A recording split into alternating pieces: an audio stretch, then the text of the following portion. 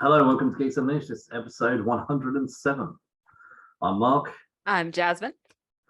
And before we get started, if you're watching on YouTube, thank you so much. We appreciate it. We would also love it if you would like this video and subscribe to our channel. If you are listening on your favorite podcast platform, we appreciate that as well. We would also love it if you would leave us a 5-star review on Apple Podcasts, Podchaser, or Spotify. Do you know, I just realized I have my mic round the wrong way. Sorry, so unprofessional. Anyway, please give us your money. That's literally all I have to say. We like money. Yeah. Who doesn't? Go to Ko-Fi, get your monthly salary, and transfer it across. Well, pay your rent first, and then give us some of the rest. This is just a joke. In the spirit of giving and holiday season, no, in all seriousness, if you can't afford to give us anything, don't worry. We to be honest, only started. Yeah, you can like for free. Likes are free. Yeah, like you can share for free, you can tell your friends for free, you can do all those free things, and then give us your money. So we have a Ko-Fi set up, and you can just tip us a couple of quid, a couple of dollars, whatever takes your fancy, and we appreciate all. So yes, mostly we just appreciate actually people joining in and having fun and hanging out with us. So we do a lot of that hanging out. Anyway, DC Comics, DC Studios. God, it's not just like the comics though. It's like it's this whole like Warner Discovery merger. Like HBO Max is apparently disappearing. You've got all of these leaks that are coming out. Everybody's blaming James Gunn for everything, and James Gunn is like, wait a minute, man, I just got this job title, like it's still shiny. I mean, James Gunn, like everybody loved James Gunn. Like they got him back. Everybody went nuts. They got him back at Marvel for Guardians of the Galaxy 3. Yeah, the way it's going at the moment, he might be back for Guardians of the Galaxy 4. Anyway, he's been appointed head of DC Studios, along with that other guy. I can't remember his name. That other guy. Sorry, guy. I can't remember his name. But no one's ever mentioned him. They're just talking about James Gunn. And anyway, like the news in the last 7 days has gone insane. Yeah, it's been all over the place. Michael Keaton cancelled Batman Beyond movie, which really burns me. Like that just hurts me so bad because I have been wanting a Batman Beyond movie for a decade. There's no reason why that still couldn't happen.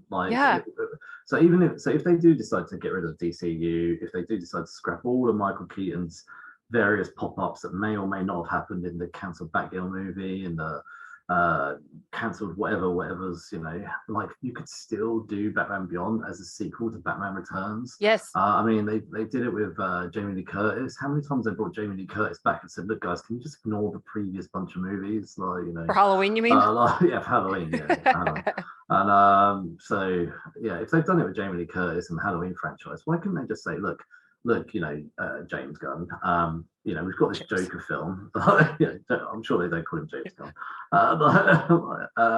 Listen, Jimmy. Do you think they call him Jimbo? Jimbo, get your shit together. You got a world to build, man. Well, apparently they're also scrapping everything that they've already done with the DCEU. And he's like, I still want a shared universe, but I'm going to start over. But he also came out and said that because there had been a whole like hubbub about what do you mean like all of this stuff is changing? You guys pulled Henry Cavill from The Witcher, and now you're telling us that the DCEU is totally restructuring. And James Gunn was like, no. Superman is still a priority, and Henry Cavill as Superman is still a priority.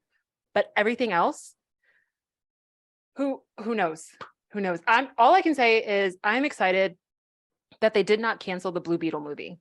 I am very excited to see what they do with a Jamie Reyes character. So I don't know. It's just sometimes it feels like it's just getting harder and harder to keep defending DC. So the other news was Wonder Woman 3 cancellation, which has had quite a positive response. Yeah. Right. And if you ever want to talk about how to ruin a franchise, please, by all means, watch Wonder Woman 84. Because watching Wonder Woman 84 after the first Wonder Woman film, it's just like, how are these made by the same people. Like none of this makes any sense at all. Well, Wonder Woman, the first Wonder Woman was just so good. Yeah. Like I've rewatched that film so many times. Yeah. And then we have Wonder Woman 84, which I've watched twice. That's 2 times too many. Like it didn't get better with the second No, time. it doesn't. It doesn't. Like it makes even less sense the more you see it. It's just like, so all these rumors are going around basically that the DCU is apparently coming to a close. yes. And we've got obviously Blue Beetle coming out. We've got Shazam coming out. Are these the sort of final films? The Flash is coming out. And which of all the freaking things that DC has canceled or let go of or all of that stuff, like we are still getting this Flash movie. I can't even, like, it doesn't. The thing is, if James Gunn is going to be announcing that these films are coming to a close, then why not just bin them? I know they've spent a load of money on them, and DC probably doesn't want to throw money away. Apparently they do. They threw a whole movie away that was already done.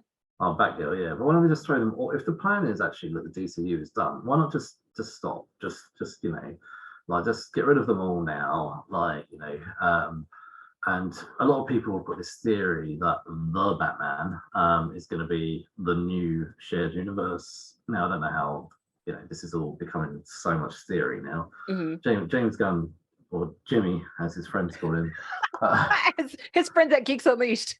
He might not have any friends by the time this is all done. So was it? That's all right. That's all right, Jimbo. You can come on our podcast and explain yourself. Shazam, the guy who played Shazam did say, "If I'm not part of these future plans, we're not friends anymore." So no, I do love Zachary Levi. yeah.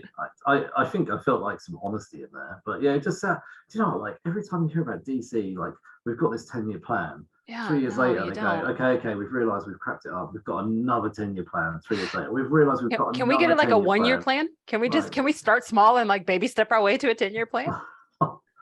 I don't know why they can't just I know you could use Marvel as a good blueprint here, but look, when they made Iron Man and the Hulk, initially they actually made those as 2 separate films, and then somebody clever said, actually, why don't we put cameos in both those films that link them? But cameos, it doesn't change the plot. Yep. It's not massive world building. Yep. It's a thing. It's a thing. Like you get a shield in Hulk. That's what you get, a shield. Right. So, Tony Stark shows up at the very end of the Hulk. Yeah. But Samuel Jackson shows up in the post credits of Iron Man. Doesn't affect the movies. And then even if you do DC, Man of Steel was a good standalone film, which actually, if you look at Batman versus Superman, how they incorporated that, Batman versus Superman wasn't a perfect film, but it was a good second step to build to world building and actually overlaying Batman's introduction by showing the fight scene of Man of Steel. I thought was very clever, and I'd seen someone on YouTube actually edit those together. And I think they edited it together. The scenes from Man of Steel and Ben Affleck driving towards his building were done really well. So I thought those were all done really well. And all of those little cameos of introducing the rest of the Justice League was also done really well in Batman versus Superman. I thought that Batman vs Superman was a good first attempt at world building, and they done it really well. That Man of Steel was a good sort of standalone film. Yeah. And then having Batman vs Superman was a good second step. Unfortunately, where it went wrong, and I know it's not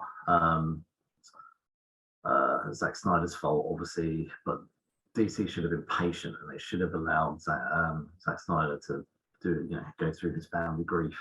And then come back and finish Justice League.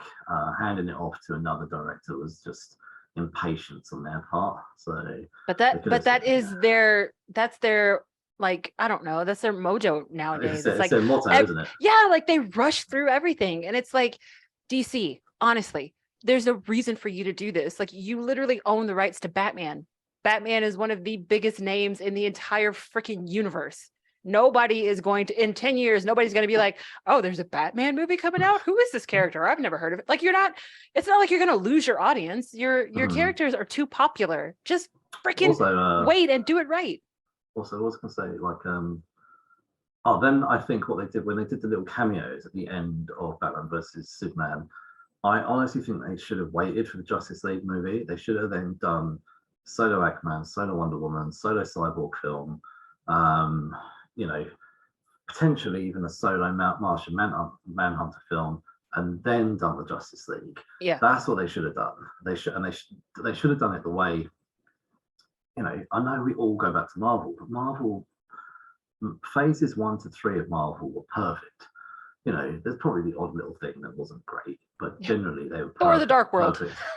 Yeah, I was actually thinking of the Thor films. To be honest with you, other than the third, fourth Thor film, they've all been pretty terrible. Yes. So, yes. And even Chris Hemsworth has realised that himself. He said it himself. He's not coming back now unless they change it up. He's done with the Thor films. Well, okay. Now I do enjoy Chris Hemsworth, but I take issue with his issue.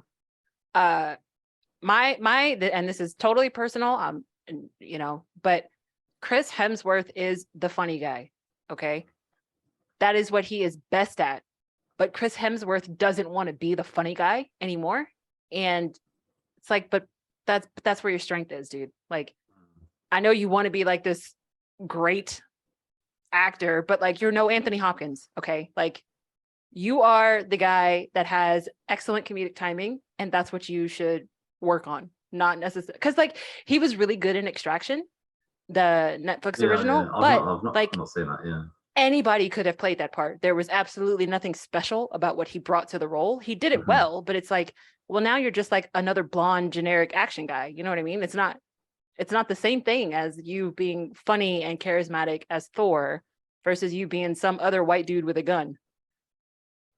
We'll talk. Actually, we'll talk about Chris Hemsworth later. But coming back to DC Studios, there's a lot of rumors. There's a lot of speculation. Some of it people believe is genuine enough to be doing news reports. Obviously, we've put a few on our Instagram about sort of cancellations and stuff like that. Batman Beyond, I would like to have seen. I really think they need to give Michael Keaton. Do you know what? I watched Batman Returns the other day, and Michael Keaton probably is the best Batman. Then Christian Bale. Christian Bale. He is hands down my favorite Batman of all time. I mean, I love Kevin Conroy, but I'd have no Michael Keaton is my favorite. Yeah, I'd have no problem if they did Batman Beyond as a sequel to Batman Returns. Yeah, because Keaton would be a perfect crotchety old man. Like he would be perfect. Do you know? Like they could have even taken bits from Batman Forever and Batman and Robin, but just not really addressed them. They could have, Chris O'Donnell could have been Robin, but not in a sense that he's still around, or they could have had him as a Nightwing, or it's a perfect opportunity to bring in Red Hood. Oh, I was going to say all those things, I think if they'd have brought Chris O'Donnell back as Nightwing, and they could have had it separate. If they were going to carry on with this separate Joker, why not just, even if you create this new DCEU, why people would have loved a Batman Beyond franchise? Yes, they would have done. I can tell you now, it would have done well. Because you're touching on the nostalgia of the biggest part of your base, right? Like the Batman with Robert Pattinson, like that's what the third reboot of Batman that we've had in the past 15 years. Like we don't need another character reboot. We need you to pick a character and evolve that character. That's what we need. At this point, I'd even be happy if they went to Christian Bale and said, "Look, man, we're going to launch a new DCU. It's going to be built around your old franchise." I honestly don't want another Batman. If they're going to do a new DCU, I want them to somehow get Ben Affleck to smile and suck it up and say, "Look, going to rejig the current DCU." He threw a tantrum because they told him he couldn't write his own film anymore. Yeah, well, I mean, let's be honest. When you sign up to these worlds, then you've got to suck up that you're an actor playing a role. Yes. Like, they might allow some creative input. You're not going to get to write the script. But you can't write it, direct it, and star in it. Like and sing the theme tune. No, you can't. No, you can't do all that, man. Relax. They should have so let him, like at the beginning, gone. Oh my god. And like Jennifer Lopez sings the harmony. Oh god. Oh my god. Benifer. Yeah. The return of Benifer. She comes in as Catwoman. Yes. Jennifer Lopez as Selena Kyle. Oh my god. I would watch that movie. I think we're not actually helping this cause. But so anyway, I just want them to stick. Like, just build something around Michael Keaton, Ben Affleck, Christian Bale, or the Twilight guy. I forgot his name. Shit. Right. What's his name? Robert Pattinson. Yeah, Robert Pattinson. Yeah. The Twilight guy. Anyway, I think it's past your bedtime. You got a case of the giggles, man. I don't even have a drink. Anyway, DC Studios, James Gunn, Jimmy, look, hurry up, get your announcement out, please. Get your plan. Please. I'm fed up with the speculation. Just make an announcement. Just say, look, this is what's going down. Stop it. I know he keeps jumping on and like, I think he's loving it. Oh, look, some of what you guys know is true. Some of it isn't true, and none of it's true, and some of it might be. And it's like, look, Jimmy, look, don't be cheeky. You know, well, just get on with it and just tell us what's going on. So, also, be sure to call Ray Fisher and bring back his cyborg, please. Well, if they're going to do DCU, yeah, like, if they're actually going to stick with the current Zack Snyder verse and make it the Jimmy verse, then because I mean, they could, because he also said something about even if they don't move forward with a Wonder Woman 3, like he's still very interested in keeping Gal as Wonder Woman. So I think what it was is like what I got from the kind of announcement was they didn't like Patty and Jeff Johns' treatment for Wonder Woman 3. It doesn't shock me that they didn't like it. Yeah, given the second one, like I don't know. I cannot comprehend how we get from the first movie to the second movie. It makes no sense to me. It was Wonder Woman 1994 this time. Chris Pine returns again. God, I love Chris Pine, but I am sick of Steve Rogers. No, not Steve Rogers. Steve, whatever. Yeah. Steve the other Steve. Yeah, the other military guy, Steve. It's funny that they both Chris is playing Steves. Yeah. Do you know what? There's no need for Chris Pine to have been in Wonder Woman 84. I would have been more than happy with him. And this is actually my new argument. Even if they brought him back, they just not brought him back. Didn't have to bring him back in somebody else's body. That was just weird.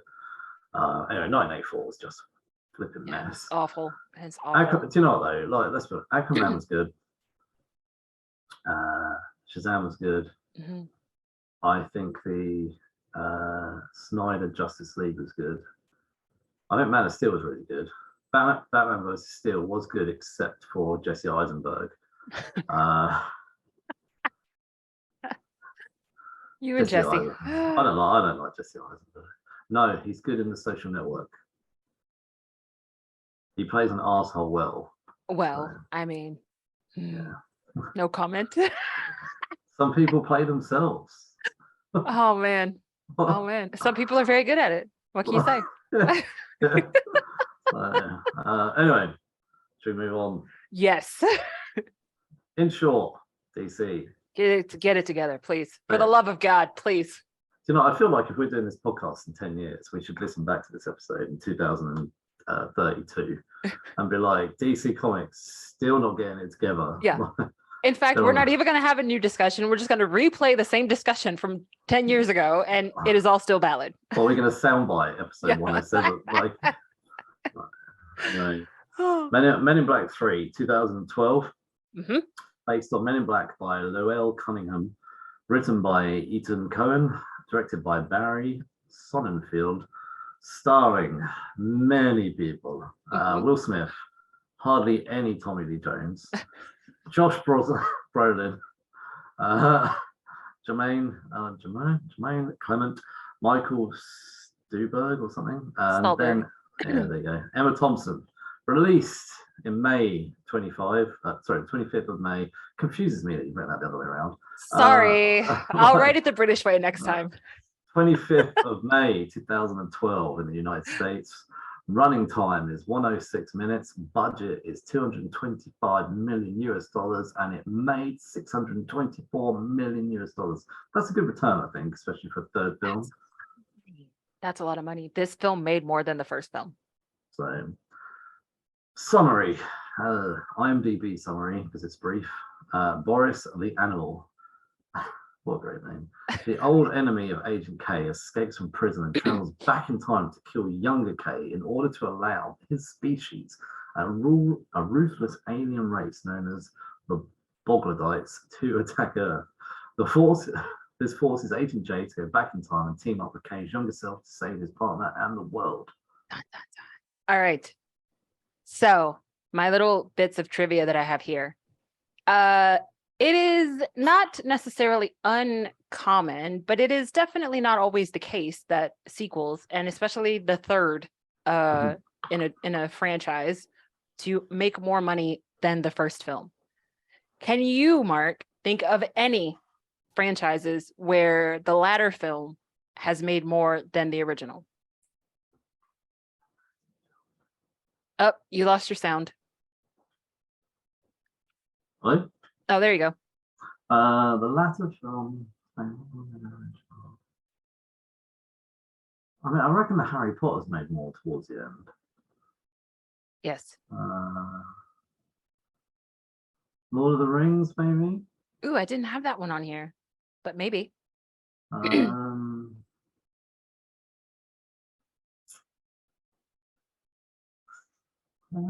lot of the ones that have the biggest like balloon difference are some films that like they had the original in the 80s and then the sequel came out when technology got better.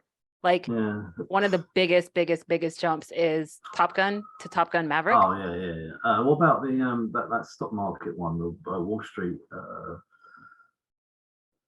Oh crap! With the guy, they did the two Wall Street ones, didn't they? They did the original in like the 80s, and then they did it again. I don't know that one. I've not seen the original Wall Street.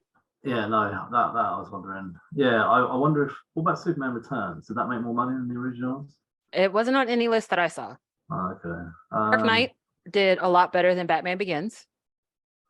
Okay, I could see that. Austin Powers, The Spy Who Shagged Me, did 400% better than the original Man of Mystery. Oh, wow. Another really big one was Despicable Me. Despicable Me, the first film, made almost $500,000. But the third film, Despicable Me 3, made over $1 billion. Wow.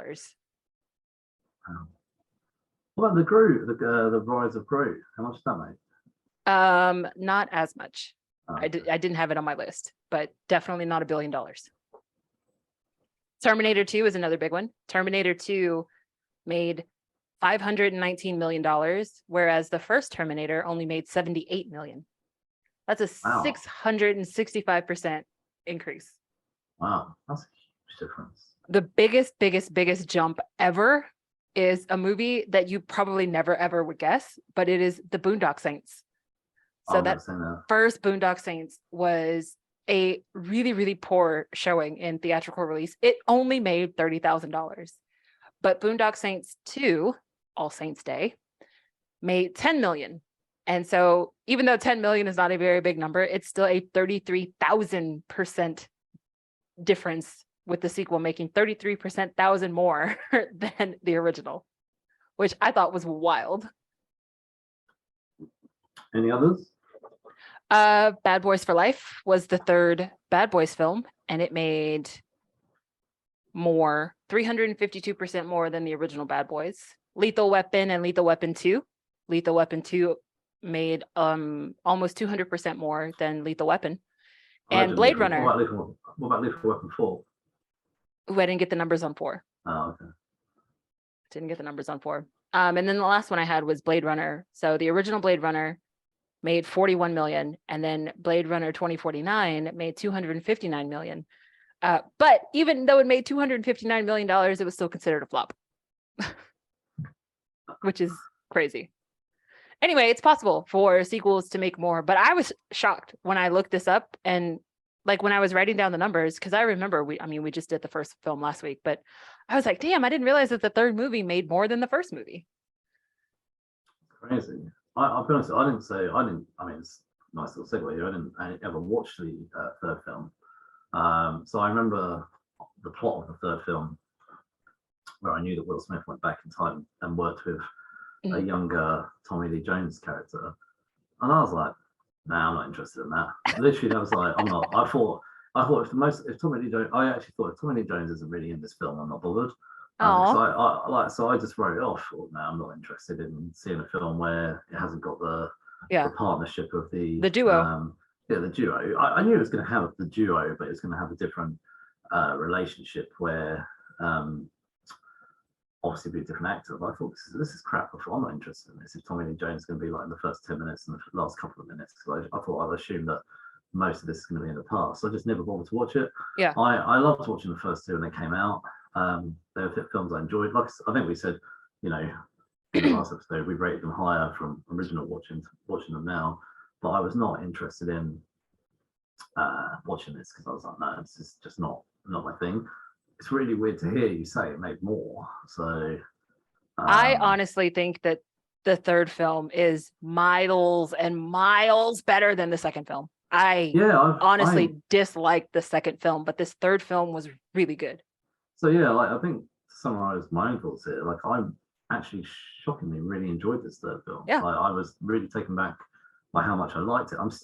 I went online and I couldn't find any real reason, like other than what I'm assuming is plot, for the fact that Tommy Lee Jones' character is hardly in the film. I wondered if maybe he was busy, he couldn't really commit, so they wrote a script around him. I just couldn't find any particular reason. Did you find any reason, or do you think it's no? But I think it's personal. I think at that point, Tommy Lee Jones was just like, I'm too old for this shit. Like, I'm not interested in putting in 3 months worth of work on a film set. So if you want me, you got to figure out a way that we can film all of my shit in 8 days, and I'm out.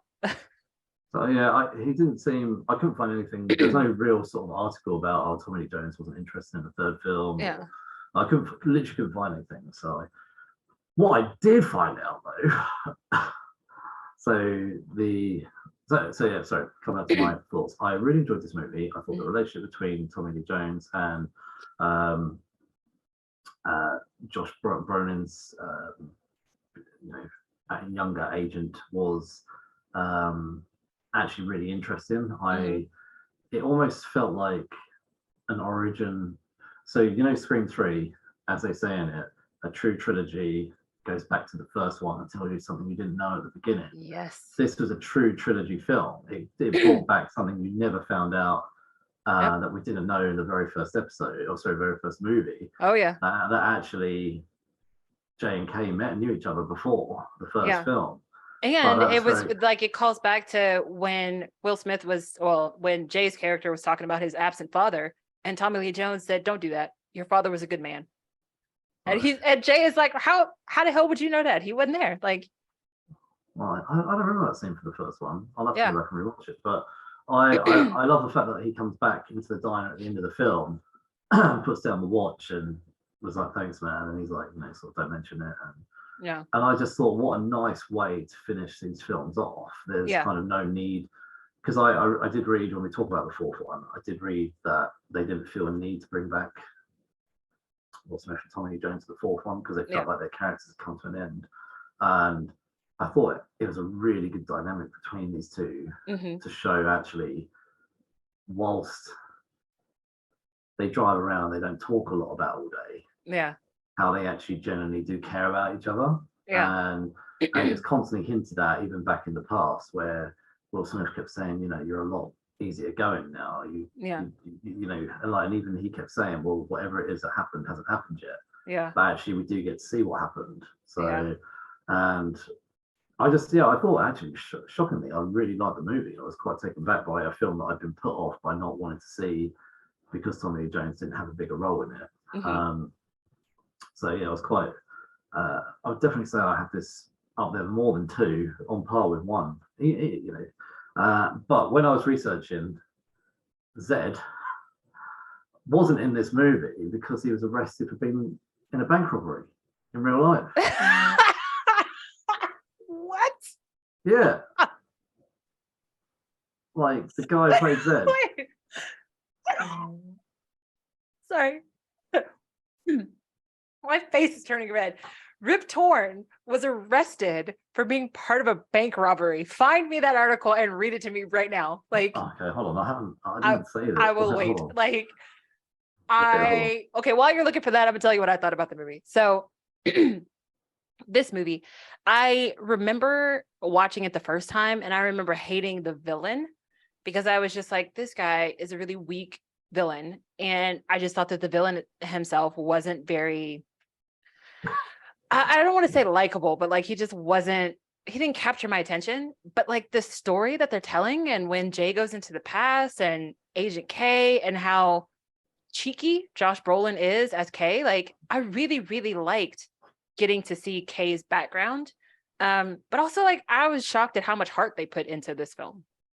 So I found the article. This is from The Guardian, March 2010.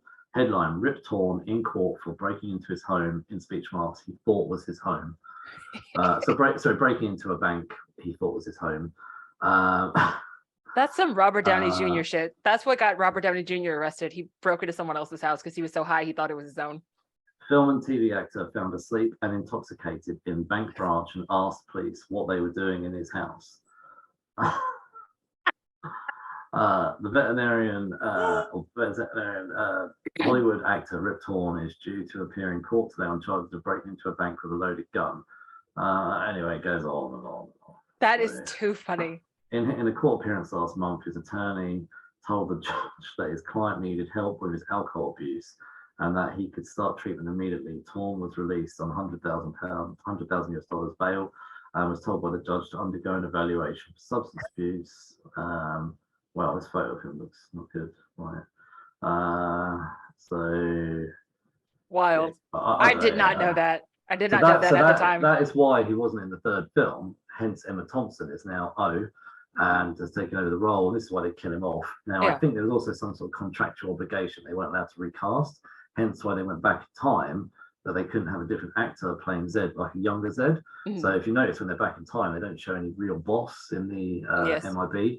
So, and I'm assuming that's because they couldn't have a younger Zed play the role, because essentially that would be a recast.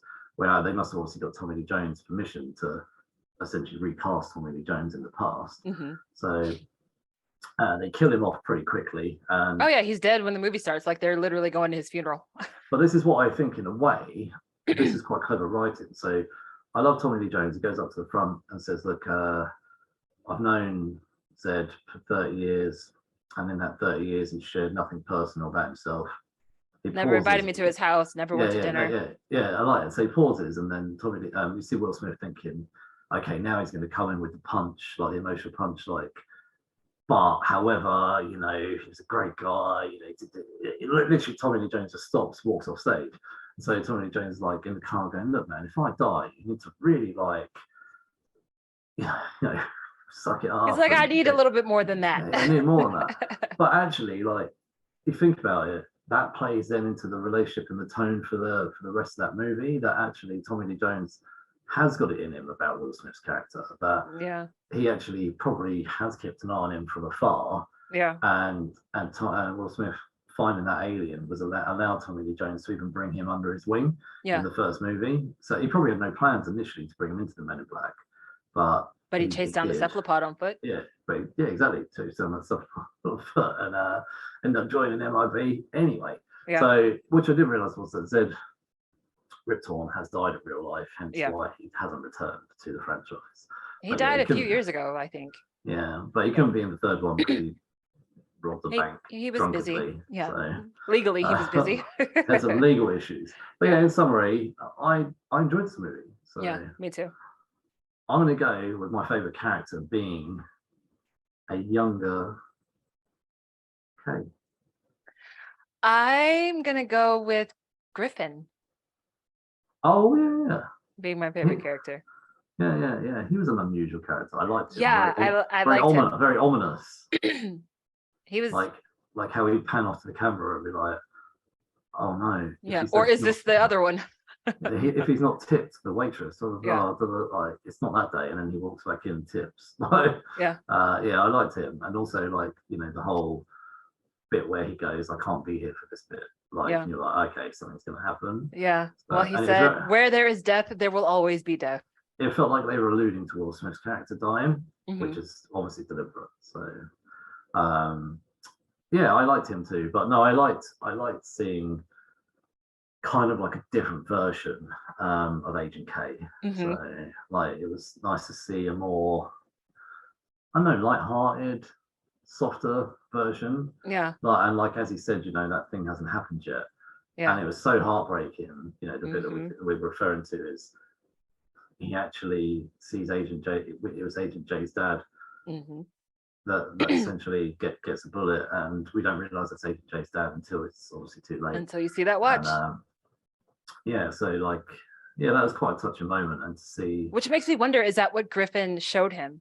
Because so that scene is they go down to Cape Canaveral, and Griffin is like, listen, the only way to set up this ArcNet to protect the Earth is you got to put it on the moon launch. Like, you got to go down to Cape Canaveral. You got to put it on the top of the capsule. It has to leave the atmosphere for it to take effect. And so they're trying to literally break onto NASA's property so that they can like put this on there.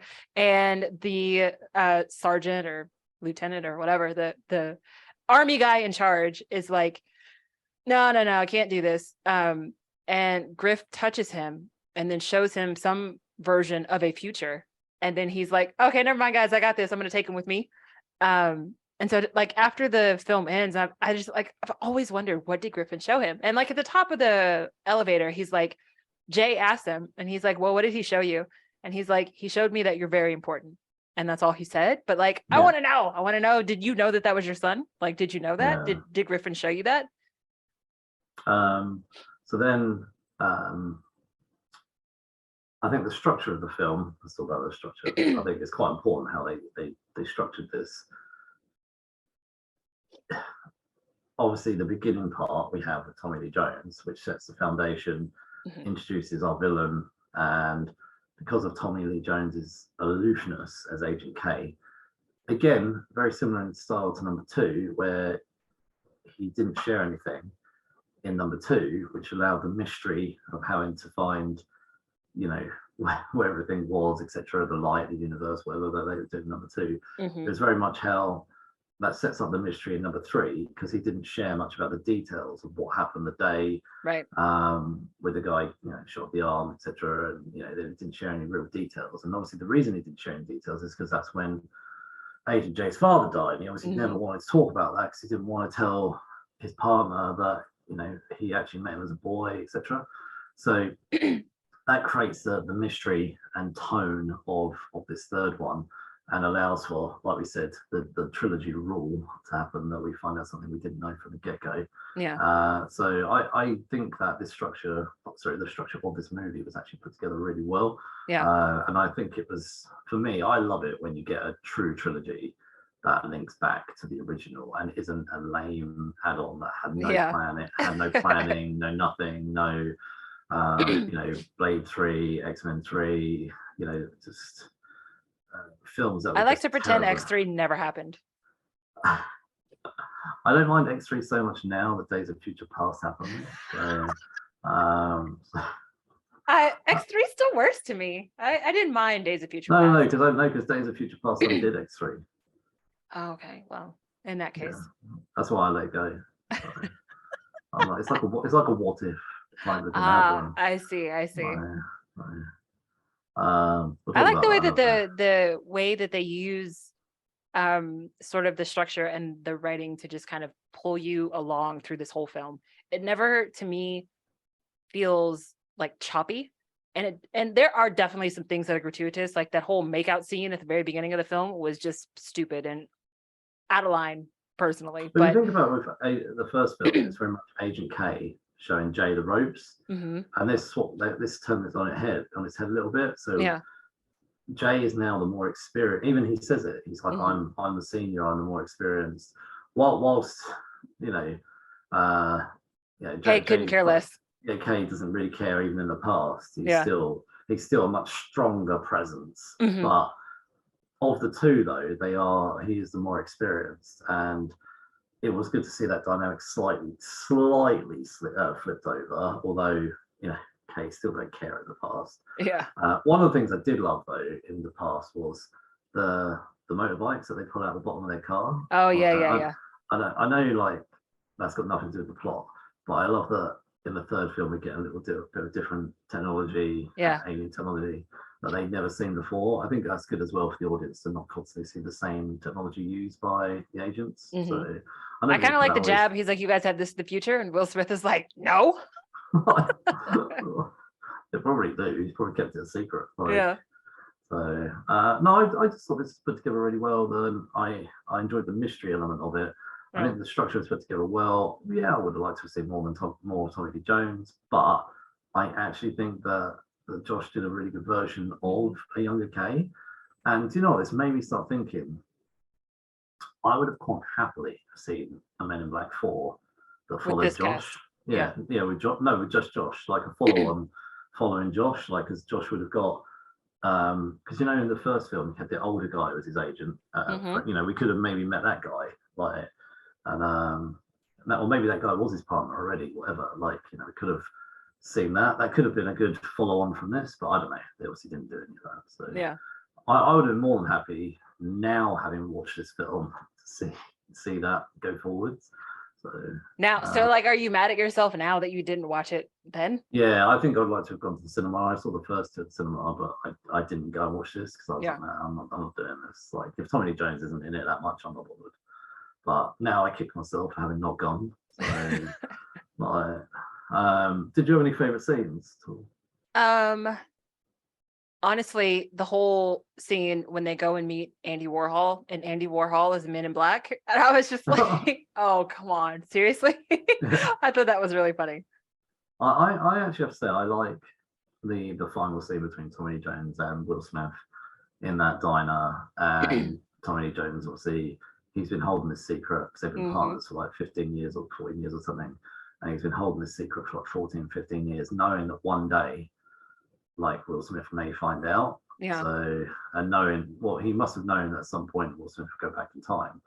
So, yeah, that was, I don't know, that was quite touching. And like I say, you know, I love these trilogy things, but I just love the scene between the two of them that Tommy Lee Jones's character sort of softened a little bit at that moment, and then you find out that it was a completely different relationship from what we expected before that. So, and that must have been quite weird because even in the second one where he went off and was neuralized, he must have still thought, I'm going to come back one day. So, because he would have known something. So, and also then there's some future for himself, like when he decided to go off and retire at the post office.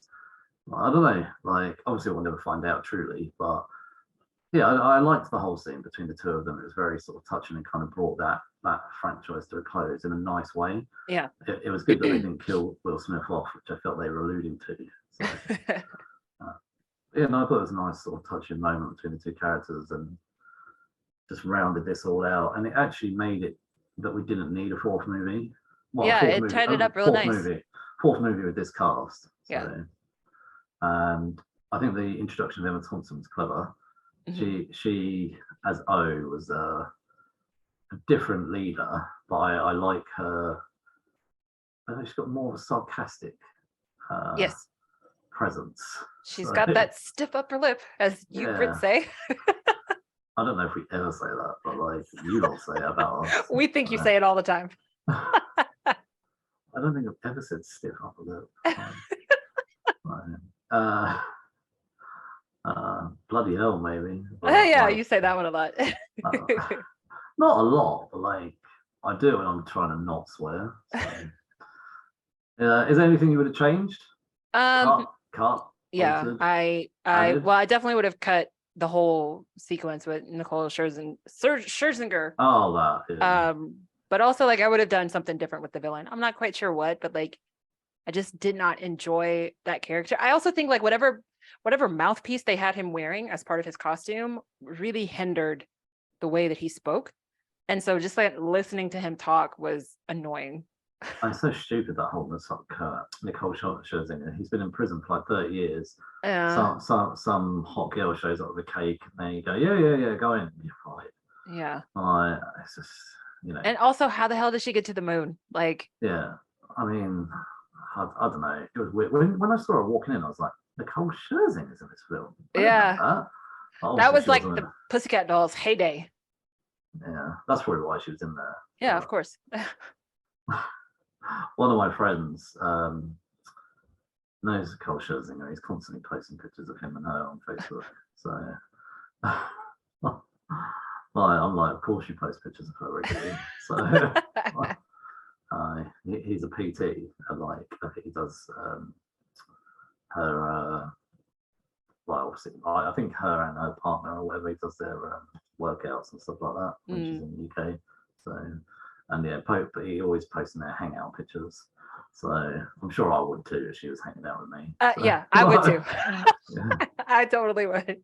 If she was around my Like, house, me and my watching girl Men in Black. Nicole. Yeah, me and Nicole, we're just chilling out. It's Friday night, you know, Yeah. like we just put Men in Black on, yo. Yeah. Like, yeah. Oh my God, me and Nikki watching movies, eating popcorn. Hey. Yeah.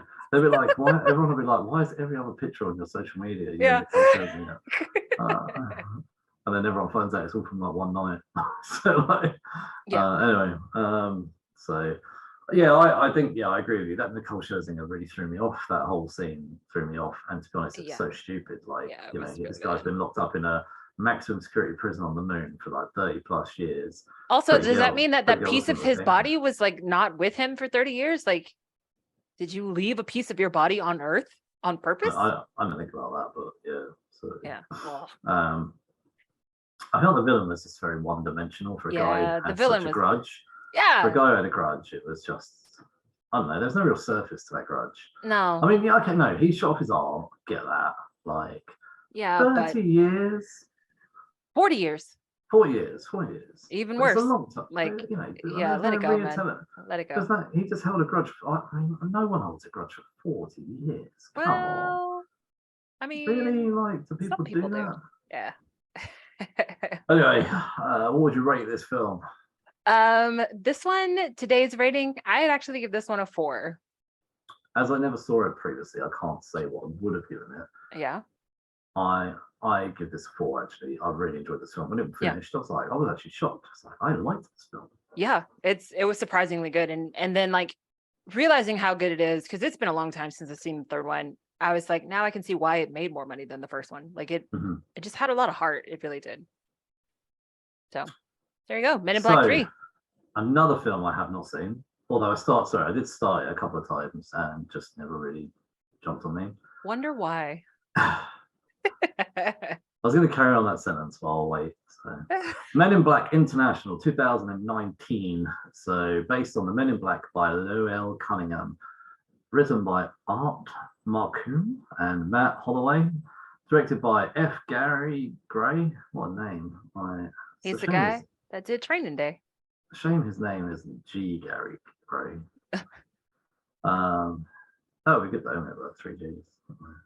Anyway, starring Chris Hemsworth, Tessa Thompson, Rebecca Ferguson, Camille Nanjiani. No, sorry, I was a bit choked up there. Not because I can say the name. Raph Spall. Sorry. He is Timothy Spall's son, so he is the son of Peter Pettigrew.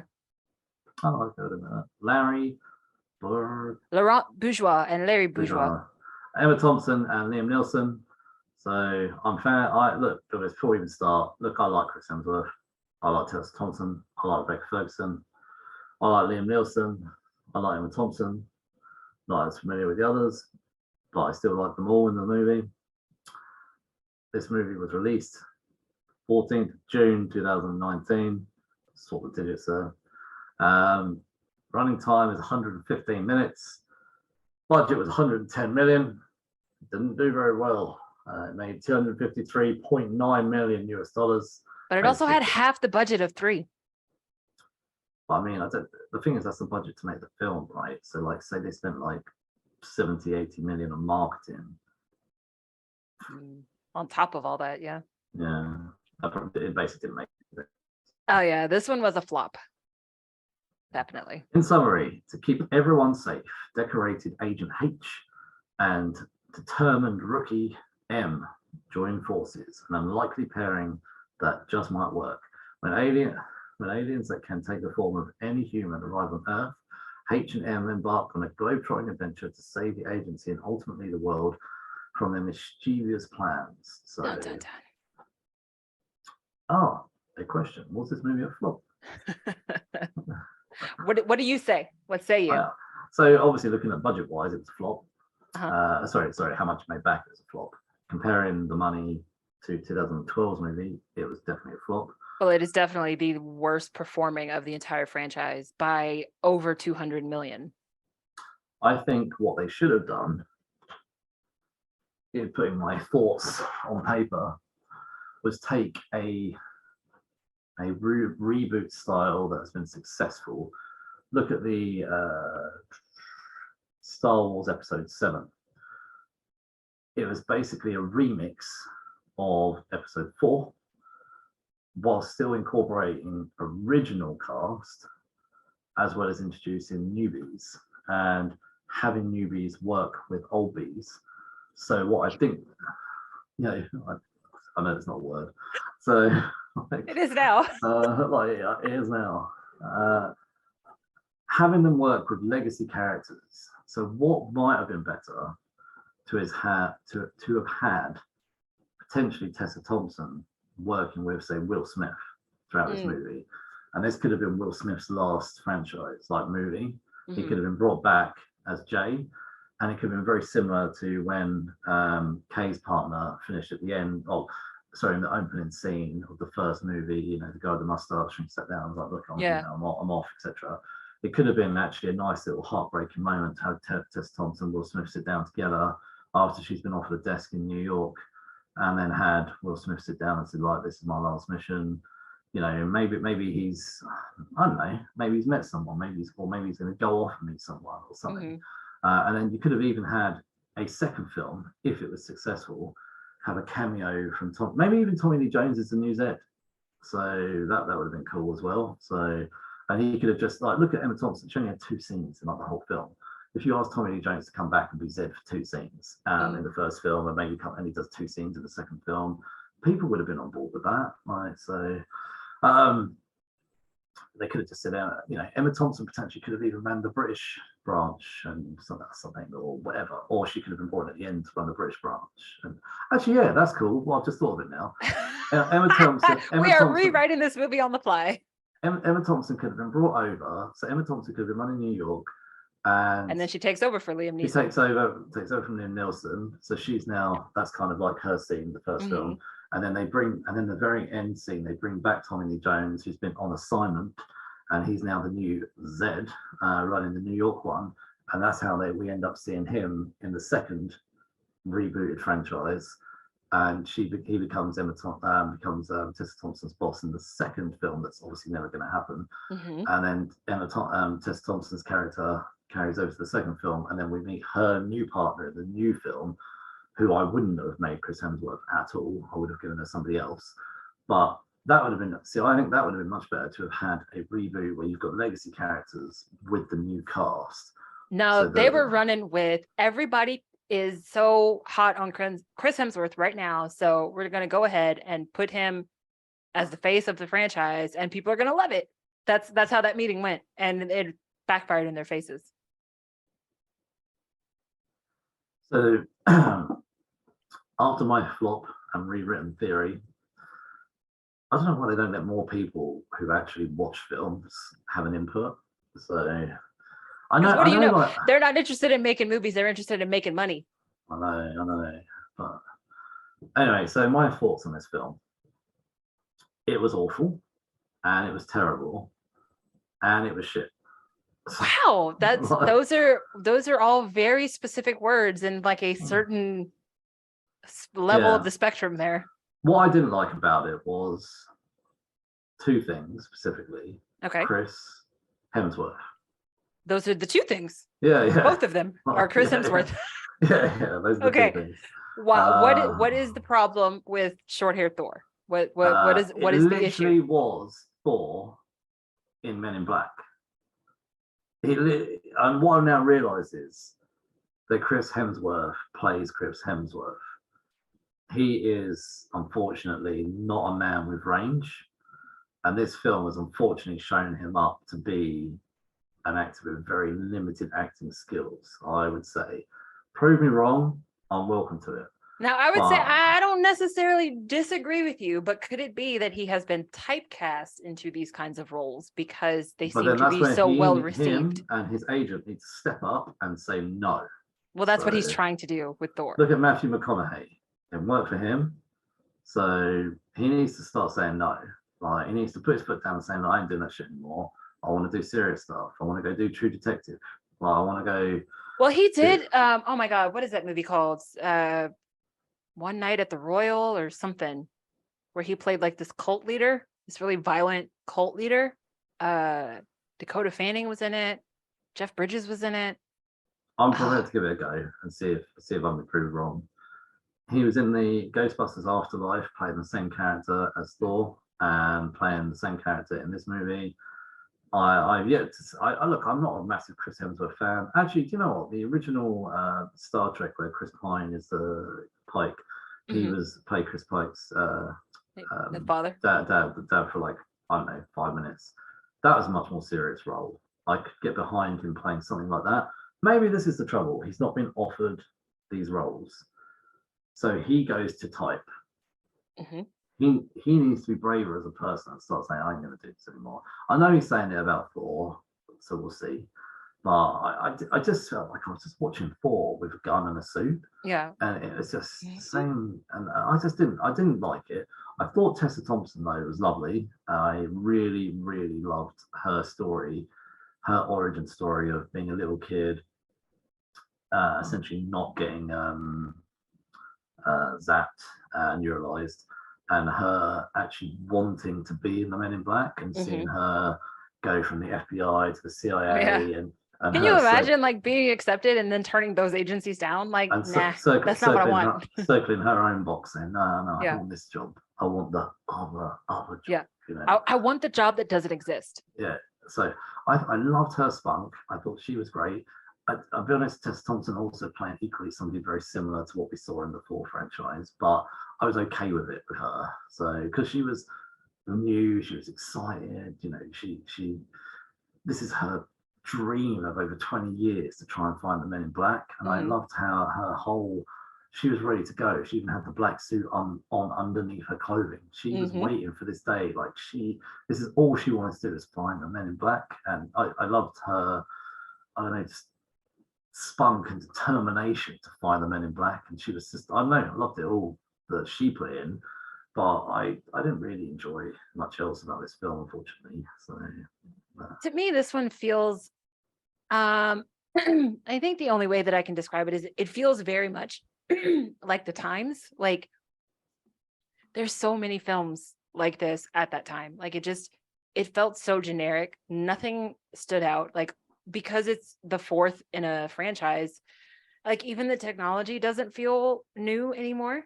And they tried to put in some new things. We got some, like the way that the car worked and how there were all these hidden compartments with weapons. That was kind of cool. But like otherwise, there wasn't like this introduction of new technology. There wasn't an introduction of like how things are working differently over in London versus what we've been used to about how things work in New York. Like they didn't introduce anything new to the mythos. And so it's just kind of like, so what are we doing here? Like you're just kind of like riding the coattails of the rest of the franchise. Like you don't bring anything new to the page to me.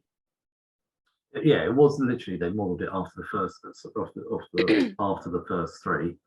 But just thought, like I think, like you just said, they were attempting to start their own, probably their new trilogy. They were going with the fact that Tommy Lee Jones and Will Smith were big names when this happened. When Men in Black 1 happened, Will Smith, I think we said this last week, Will Smith was like big shit back like when this came out. You know, he was a big name. Like, you know, stick his name on anything.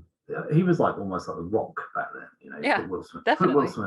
Put Will Smith's name on it, it'll sell. So back then, anyway, I think they were going exactly the same thing. They kind of just ripped off a script from 1, 2, or 3, shoved it together. Right, who can we get? Chris Hemsworth, Tessa Thompson. They sell movies, stick them on. So yeah, and they did. Unfortunately, didn't deliver. So. Yeah, I just this one is utterly forgettable. Like you've got Kumail Nanjiani and like his character as, what do they call them? Pawnee. He to me also plays very similar characters in everything that he's in. But like it's like, is this supposed to be like a replacement for Frank or a replacement for the Worms? Like, do we have to have some kind of odd shaped talking alien thing that's like a sidekick in every film? Like, I love the fact they got Frank was at the beginning very briefly. Sitting with the door guard. I swear it wasn't his voice though. It didn't sound probably not. Yeah. But it was meant to be Frank. So, did you have a favorite character in the film? Was it Frank? No. Favorite character. I'm probably gonna have to give that one to Liam Neeson. I thought that he felt like he wasn't quite phoning it in, but he was like on the border of phoning it in. But like, I just kind of appreciated it. It's just like I show up, they tell me to be here from this time to this time. I'm here, I'm doing it, like, and I'm out. Fuck it. he gave off that vibe, and I just like really appreciated it that he was just like, I'm just here for the paycheck. He didn't really put in much effort. He was very like he was very one note. I'll be honest with you, I'm going to stick with the character I did like, Molly. I think she was probably my favorite. I mean, she's the only one that actually had personality. Everybody else was very just like, bleh. I do have to say, I do like Tessa Thompson's smile. Like, that is very appealing. I don't know, she seems quite adorable. I imagine she's quite nice in real life. So, and what I don't believe she's a one-note actor as well. If you watch Westworld, so. I've not seen her in Westworld. Have you ever seen Annihilation? No. You should watch Annihilation. Is that with Natalie Portman? Yeah, Natalie Portman. Yeah. Yes, it is so weird. It is one of the weirdest films I've ever seen, but it was really good. She's very good in Annihilation. Tessa Thompson. Okay, let's talk about the structure of this movie. What structure? What? There is none. It's a mess. It's all over the place. Yeah. The script is weak as shit. What would I have cut? I think we talked about this at the beginning. We would have rewritten the whole movie. I mean, I would have got rid of Chris Hemsworth. I would have brought in Will Smith. Sorry, Chris. Our apologies. Chris, I would have like made you go and help them write the script of Thor 1 and 2 and 4. So would have been better time spent like working over there. Or for Chris Hemsworth, you could have spent more time building your app. Your little workout. Could have done a few more things. People always give me a lot of shit because when it comes to talking about the Hemsworth brothers, I have always been of the mindset that Liam is the best actor of the bunch. And everybody's all like, no, there's no way that Liam is better than Chris. And I'm like, I'm telling you, Liam is the best actor in the bunch. Okay. Liam is definitely better than Chris. Yeah. I'm just telling. Just saying. What they should do? They should put Chris Hemsworth in Deadpool 3 because apparently everybody's going to be in that film, so they may as well stick him in there. As Thor? Yeah, why not? I think Thor and Deadpool together would be hilarious. Or do you know what they should do? Because DCU don't know what they're doing. They should make Chris Hemsworth Green Lantern. No, they should make Chris Hemsworth Booster Gold. Oh yeah, that would be actually really funny. My God, now honestly, he would be really good as Booster Gold. Because he has that sarcastic asshole kind of vibe. Yeah, exactly. He'd be really good as Booster. Come on. Yeah, he's got Booster Gold written all over him. Okay, DC, you're welcome. So no, not Hal Jordan Green Lantern, Guy Gardner. Oh, Guy Gardner's such a dick. Yeah, I know. He played that well. No, I'm gonna give him Booster Gold. I would if we're gonna pull Thor into DCEU, I'm putting Thor in as Booster. Okay, sure. Whoever is listening, you got to let us know what you think. Like, if Chris Hemsworth comes over to the DCEU, would he be a better Booster Gold or would he be a better Guy Gardner? Let us know. I want to know. I want to talk about it. So yeah, in short, I would have rewritten this entire film. I would have just done so much. I would have somehow. There's no payoff with this film. Like, that's the really frustrating part. It's like there's no payoff. We sit through 2 hours of this movie, and it's just like there's a payoff. She got made from probationary agent to full-time agent. Mark, that is not a payoff. Stop talking. Seriously, nothing happens, and it's like. You saw the whole ending coming because from the very beginning of the film, it's like, oh, well, we saved the world with nothing but our wits and our Series 7, whatever gun. And it's kind of like, but what does that mean? And obviously that's like they've been hinting at it as well, because they said there's something wrong with him. They said a few times. Yeah. Stuff like that. So, but even that payoff sucks. I know. Do you know what I was hoping it was going to be? That he wasn't. So you know how he was very jokey throughout most of the film. Yeah. I was hoping that actually that wasn't his character, that he was going to turn out to be quite serious. Like somehow, like I wondered because he was so lighthearted and the clubbing and all the rest of it. I thought it was going to be that somehow somebody had sort of, I don't know, was controlling him or something. Yeah, something like that. And he didn't realize maybe he'd been neuralized. Washed. Yeah. But I mean, he was neuralized. Yeah, it was neuralized, but I wondered if I kept thinking, has he been brainwashed into this jokey character? Yeah. By one of these people that have been mysterious. I knew it was either going to be Liam Neeson or Agent C. I assumed it probably was Liam Neeson, but because it was quite obviously not going to be C, even though they kept trying to imply it was C, it was not C. Yeah. And so I just thought like, it's going to turn out that actually he's quite a serious dude, but like at the end he's going to be unbrainwashed and turn out to this very serious agent, like a bit like Tommy Lee Jones. And then actually that wasn't the payoff at all. It was just that the night he thought he killed off those aliens, he hadn't. More of the same. So that was a terrible payoff.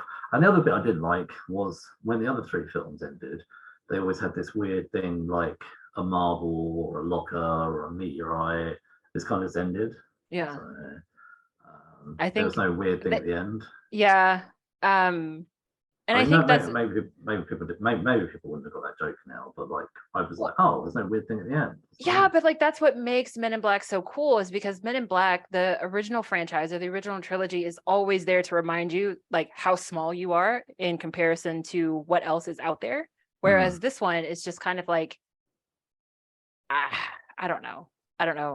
If they're trying to appeal to a new audience, a younger audience, I have no idea. But this film just felt incomplete. It felt like a lot of random pieces kind of glued together. It's not cohesive. And again, there's no payoff. So like you get to the very end and it's supposed to be this big climactic moment where they finally defeat the monster. And it's just like, but nothing changes. Like he doesn't get his memory back. We still don't have an explanation as to what the hell happened back, 10 years ago or however long ago it was. Like nothing is explained.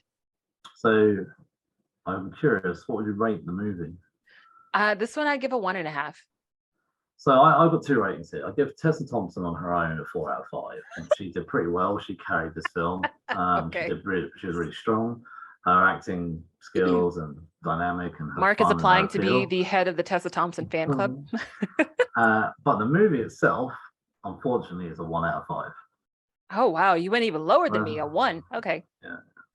So, well, sorry, not sorry, but like we just did not enjoy Men in Black International. I like the first 3, 1 and 3 especially. 2 was okay. Now I will say, 1 was really bad. Even though I gave this one a lower rating, I still enjoyed watching it more than I enjoyed watching 2. No, I prefer 2 to 4. But at least 2 made sense in like the grand scheme of MIB stuff. This one not so much. So that's it for regular episodes this year. You can join us next week. So for our 3rd annual Christmas book club special, where we'll be covering Scott Pilgrim 3. Look, guys, apologies here. We didn't do a single book club all year. We slacked. We'll get back to it.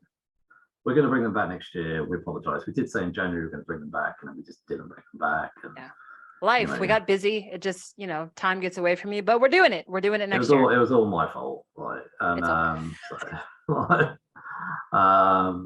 we are going to bring them back. We are in early behind the scenes discussions about bringing them back in some way or shape or form. We're working on what that looks like. We knew we couldn't finish the year though without bringing Scott Pilgrim Volume 3 into the mix. Right. So 2 years ago we did Scott Pilgrim Volume 4 with Robbie. Last year we did Scott Pilgrim Volume 2 with Robbie, and then we realised that we're making Scott Pilgrim a Christmas special. Yes. And it's back. So the book club is back. We'll be recording it, and you'll be seeing it next Wednesday, and that'll be it for our final episode. So we are also next Sunday going to go live on Instagram. Yes, come hang. 11 p.m. GMT, which is 6 p.m. EST, and you can work out the rest from there. So we're going to be on Instagram under the Geeks Unleashed brand. Yep. So come watch live. We may pull you up if we fancy it, and or if you fancy it. We're going to be doing a bit of a end of year wrap up, hang out, have a drink, a Coke, a water, a beer, whatever your preference is. Whatever makes you happy. and jump up, say hello. You know, we've already got some people that are going to rotate, jump up and shout their favorite comic, movie, game, whatever. Yeah. We're also currently pulling together our own. We're kind of doing a bit of a poll. We've sort of stuck some polls up, and we're going to run the finalists on there as well. But we just want to say thanks as well for spending time with Geeks Unleashed this year. Yes. We've got to meet some awesome folks in our comic community. For myself, obviously, I traveled to New York and met Jasmine for the first time in April, and I met some people from the Bad Batch, which we are now part of. By the way. Yes, we are. So the Bad Batch is an online community of people that create their own content. So we met Fable and Big Herm, and we met Kay from what was formerly known as the Paperbacks and Soundtrack podcast. We've also got to guest on other people's platforms throughout the year, and they've guested on ours. So just want to thank our listeners, our guests. We're back in 2023 for our regular book club, regular-ish book club, and our normal Geeks Unleashed episodes. So 108 will be back first week or two in Jan. And we will return with a sort of first episode will be a kind of like a preview of what we're looking forward to for 2023. Yeah, something like that. So, and we may have some guests join us. As I just said a minute ago, we are Geeks Unleashed everywhere on Instagram, Facebook, and Twitter. And you can get this podcast wherever you get your podcasts: Google, Podbean, Apple, Spotify. We are everywhere. So please leave us a 5-star review and tell your geeky friends. Happy Christmas, Merry New Year, and thanks again for another fun, geeky year. So Yay! honestly, thanks for listening. And look, guys, have a good Christmas, and we really do appreciate Be those safe. people that stick with us. So, yeah. Thanks, y'all. Thank you very much.